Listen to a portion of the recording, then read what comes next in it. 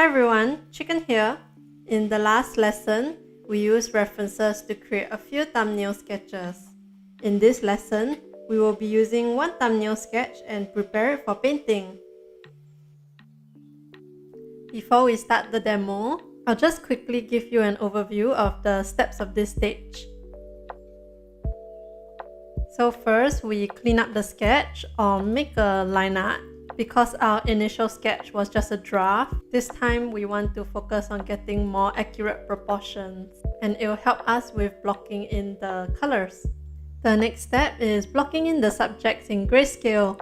At this point, we're just gonna block in each different subject and separate them into layers. After this, we can work on the next step, which is adjusting the tone.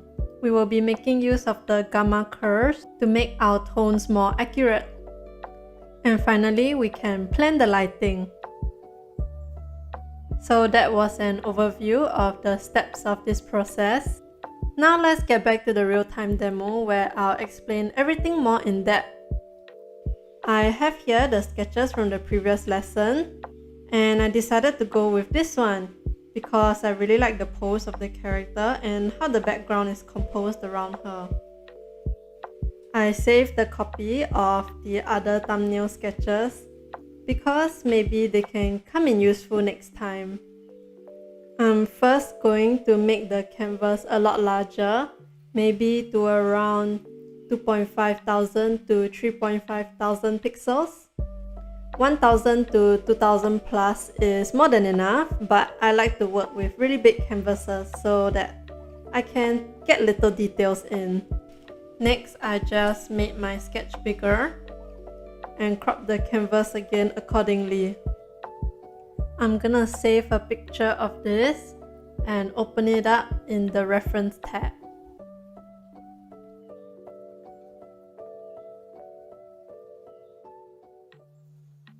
So I'm just gonna start on a new layer and I'll just be looking at the reference for a guide. You can see that I turned the layer below to really low opacity, but I'm not really tracing over it. Remember, our sketch is just a composition guide. I'm just drawing the head guide right now.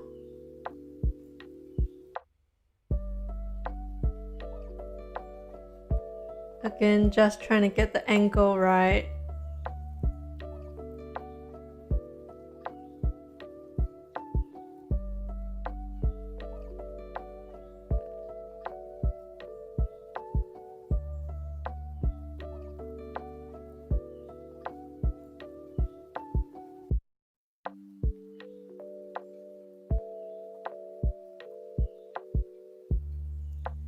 And I'll create a new layer and draw on the lines. This is gonna be my final line art, so I'm trying my best to get it proportional. But because of my painting process later on where I paint over the line art, I usually don't try to worry too much about getting everything perfect. I'm just trying to get a more accurate form. So over here you can see I started out with both the upper eyelids first before moving on to the bottom eyelids so that they will be positioned better.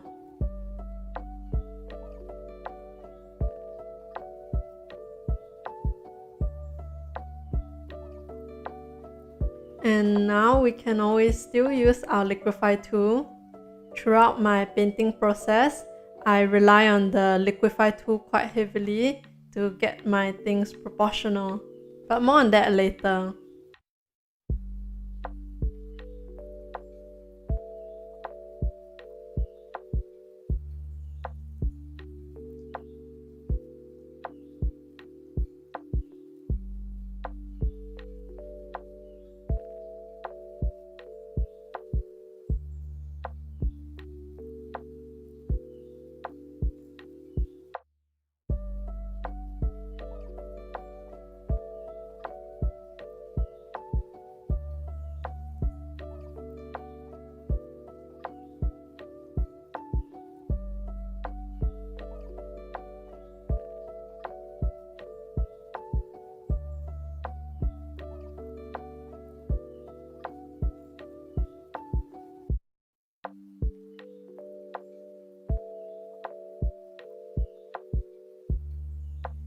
I started on the hair here, starting with the bangs first.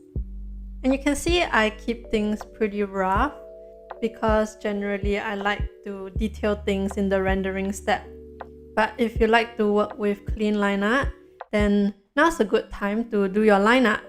You can refer to the previous lessons about hair to help you with the line art of the hair. But here I'm just trying to get the overall flow in. Similarly, I separated the hair into the 3 parts, our bangs, and now I'm drawing the side hair, and then I'm moving on to the back hair.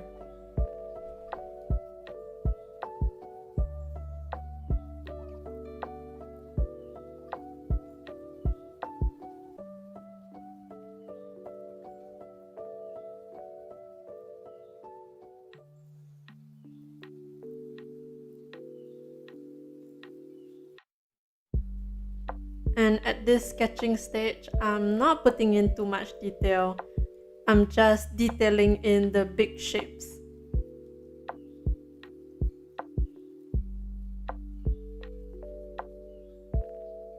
And again, I constantly adjust using the liquify tool.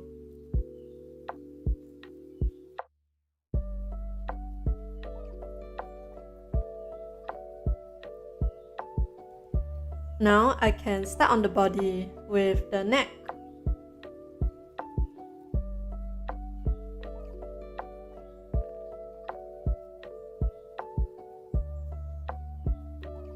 I use the sketch on the bottom right as a guide, but if you are struggling with the anatomy at this point, we can go back and look at our reference to copy the pose from there. But because I'm pretty happy with the pose of the sketch that I did already, I'll just use that as my reference. And I'll flesh her out using the basic body shapes that we covered in the anatomy chapter.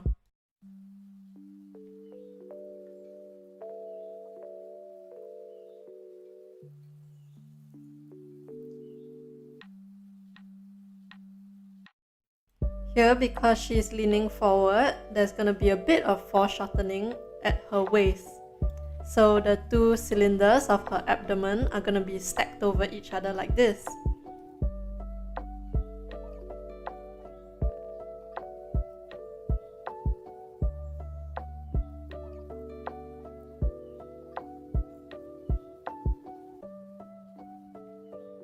And using the waist as a guide, we can find where our legs start from and draw it down. And the arms drawn with 2 overlapping cylinders.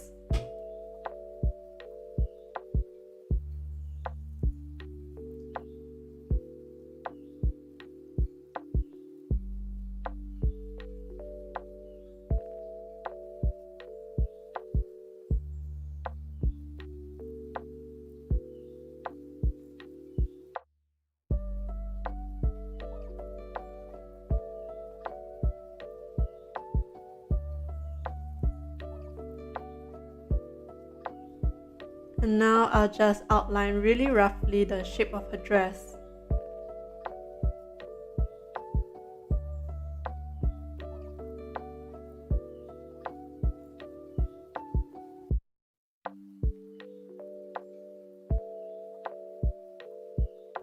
I'm just gonna bring the previous reference back up so I know what the basket looks like. When in doubt, just get a reference.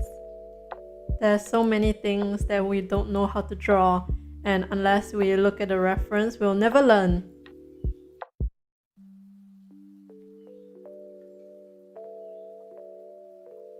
And now I'm just gonna draw in the flowers and the plants, but you can see that I'm still not detailing it too much. I just want to get an idea of where they are and their overall form, and later in the painting process, I'll detail it then. Getting back my composition sketch to guide me on where to place the other foreground plants.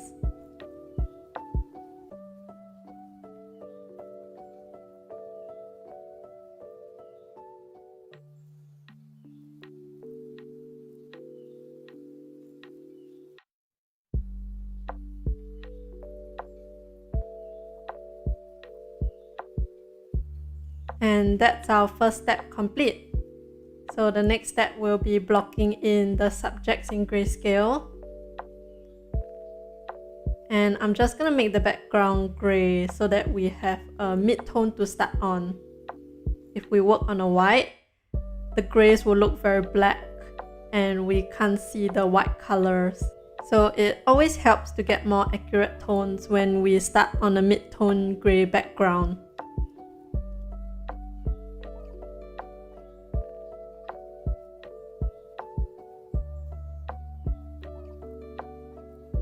Right now, I'm not worrying about what my tones are, I'm just blocking in the shapes.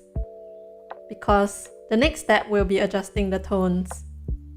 So you can see me use the same grey tone for most of the subjects.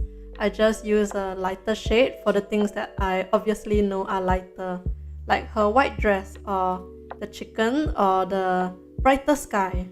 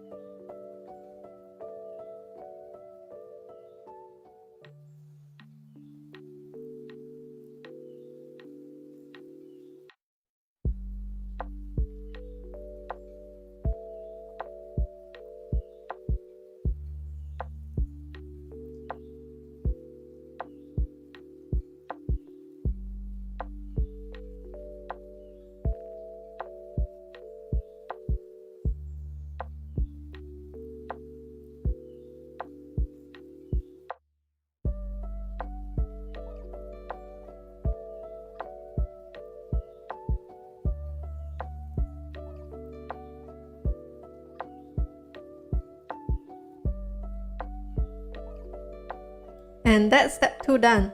So for step 3, we'll just be adjusting the tones. You can see how she's very blended into the background. There's not much contrast between her and the bushes. And because I want her to stand out, I'll change the tone of her skin.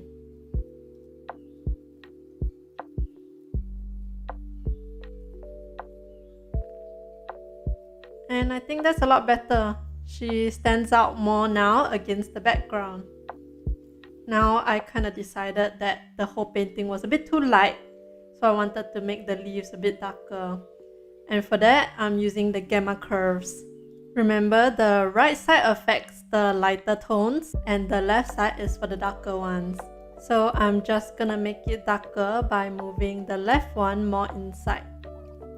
And now there's more contrast of the foreground.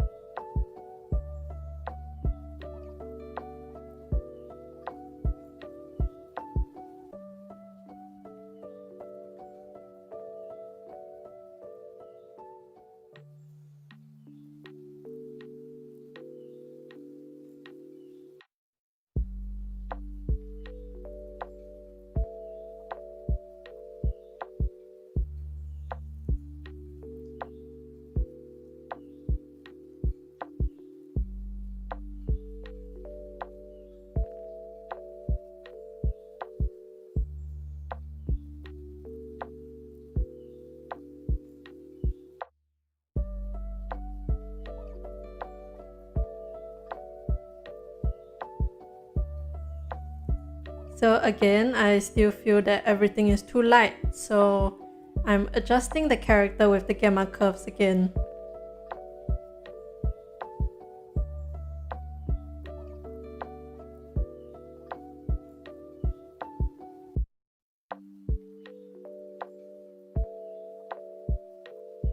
And I think that's a nice base, so we can move on to step 4, which is planning the lighting.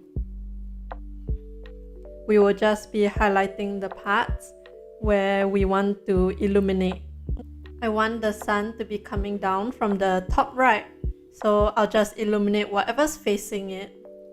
I find it really useful to do this whole process before we start painting and blocking in the colors so that we know what kind of tones we should go for each. And later on, we can just focus on choosing the right hue and saturation without being too distracted by the tone.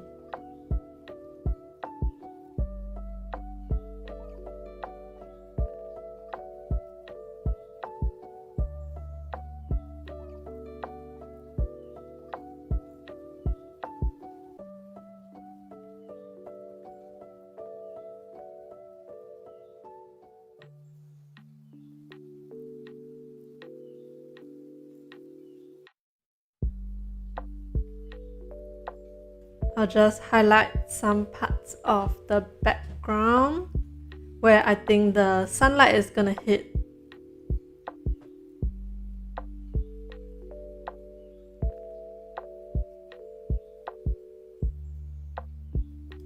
I'm gonna brighten the sky a bit because the sun is really bright, and add some clouds.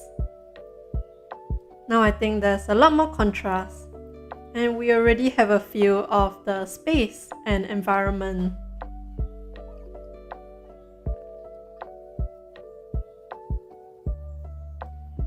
Lastly, I'll just highlight the plants a bit where they're gonna be shined directly by sunlight.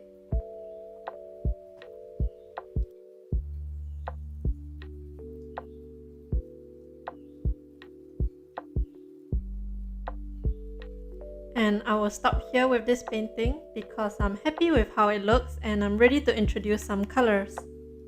For the mission, prepare a painting plan from one of your thumbnail sketches with a focus on tone.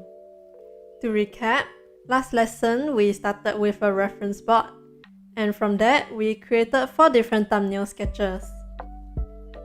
In this lesson, we took one of those thumbnail sketches and we went through the 4 steps of cleaning up the sketch and line art, then blocking in the colors, followed by adjusting the tones, and finally blending the lighting to get something that is ready for painting. In the next lesson, we will be starting our color chapter and learn to apply colors to a painting to create impact and mood. See you there!